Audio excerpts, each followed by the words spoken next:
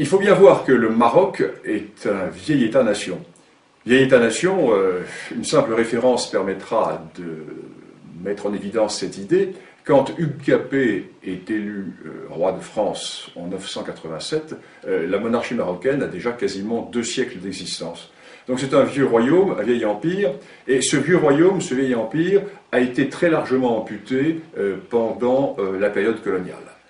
Le Maroc était en décadence au XIXe siècle, et il a été amputé à l'est et au sud. Amputé à l'est très largement par la France, lorsque la France a constitué l'Algérie.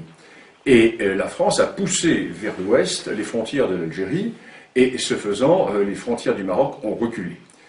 Et le Maroc a été ensuite très largement amputé vers le sud. C'est ainsi que les Espagnols, en s'installant dans ce qui deviendra le Sahara occidental, ont complètement coupé le Maroc de ses vieilles racines, de ses grands axes nord-sud qui reliaient le cœur du Maroc à la vallée du fleuve Sénégal et jusqu'à la boucle du Niger. En d'autres termes, les racines africaines, d'où sont sorties de très nombreuses dynasties marocaines, ont été coupées à la suite de cette occupation espagnole. Et lorsque l'indépendance du Maroc a été reconnue par la France et par l'Espagne, en 1956, le Maroc s'est retrouvé dans ses frontières coloniales. Un contentieux a éclaté avec l'Algérie, car il faut bien voir que toute une partie de l'Est marocain de l'Est marocain était rattachée à l'Algérie, et jusqu'à la région de Colombéchar. Colombéchar est une localité qui était historiquement marocaine. De même Tindouf. Et restait au Maroc à récupérer toute la partie sud qui était territoire espagnol, Sahara occidental. Les Espagnols hésitaient à donner l'indépendance à la région, et les Espagnols ont traîné les pieds. Ce qui fait que le roi du Maroc, Hassan II, s'est tourné vers la Cour internationale de justice et a posé la question suivante, quels étaient les droits historiques du Maroc dans ce Sahara occidental? En effet, les Espagnols voulaient créer la fiction d'une entité sahraoui de façon à créer au sud du Maroc un État totalement artificiel, mais qui, pour survivre, devrait se tourner vers Madrid.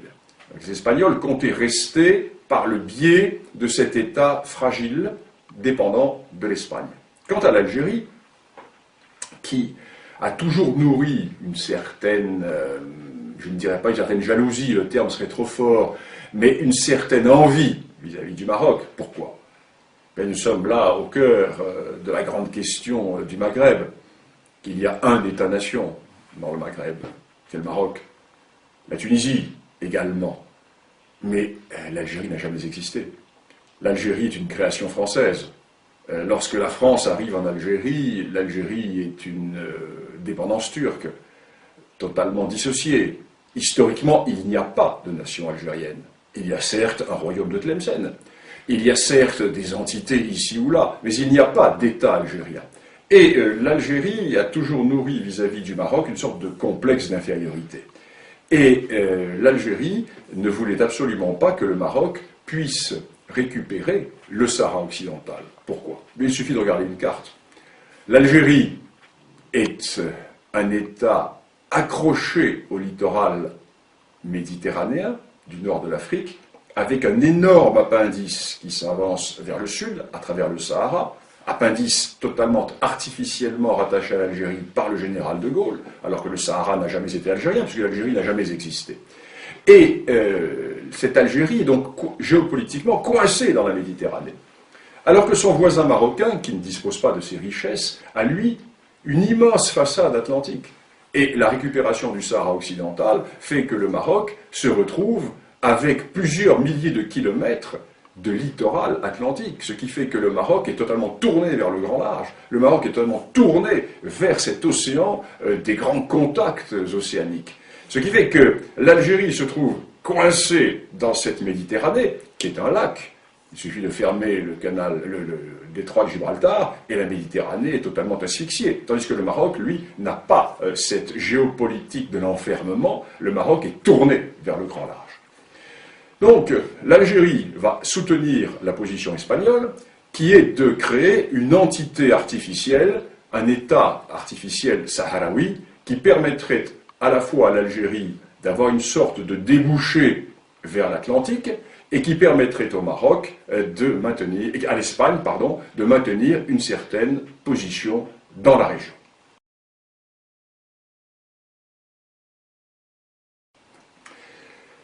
Historiquement parlant, la revendication marocaine est absolument incontestable.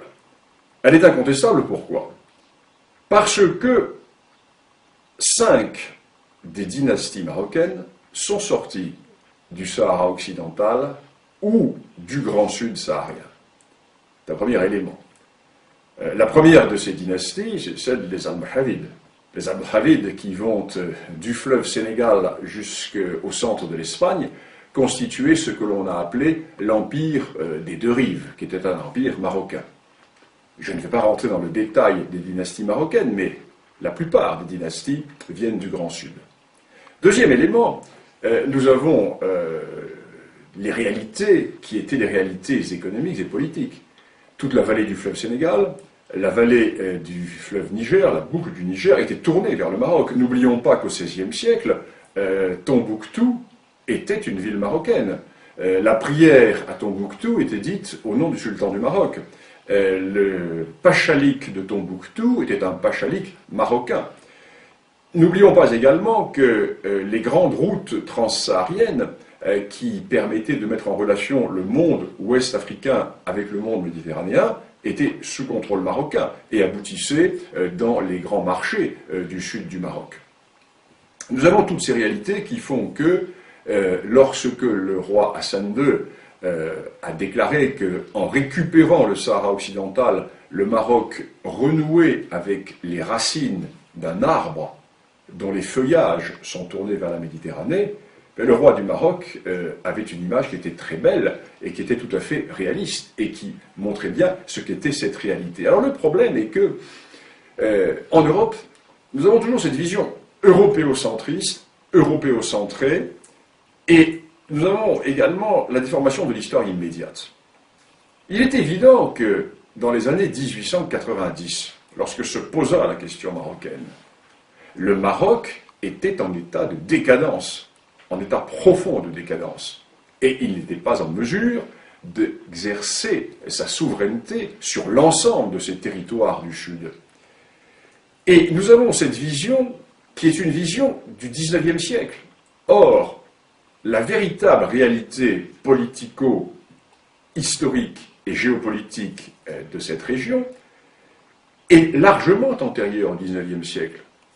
Ce qui fait que si nous faisons un peu d'histoire, et c'est l'intérêt de cette discipline, si nous faisons un peu d'histoire, nous constatons que, par le passé, le Maroc, effectivement, avait des droits qui s'étendaient, j'allais dire, bien au-delà du Sahara occidental, qu'il a récupéré depuis 35 ans, car, sans déplaire à nos amis mauritaniens, nous devons également reconnaître que la Mauritanie n'a jamais existé, et que la Mauritanie actuelle a été, du moins dans sa partie nord, très largement une dépendance marocaine jusqu'au début du XIXe siècle, puisque les émirs des tribus du nord de la Mauritanie étaient investis par le sultan du Maroc. Alors nous sommes là dans une réalité tout à fait intéressante qui fait que le Maroc, puissance continentale, se retrouve être